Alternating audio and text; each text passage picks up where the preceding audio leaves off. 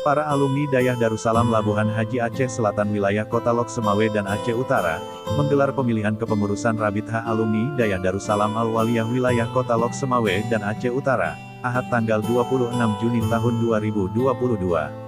Acara pemilihan kepengurusan Radat Wilayah Kota Lok Semawe dan Aceh Utara itu dihadiri oleh semua lintas generasi alumni Dayah Darussalam.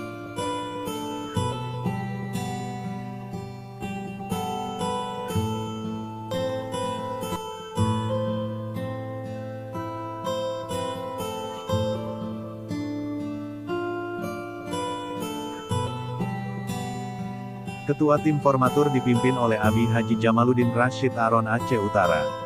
Kegiatan ini berlangsung di Kompleks Dayah Nur Darussalam yang beralamat di Gampong Menasah Mikandang, Kecamatan Muara II Kota Lok Semawe.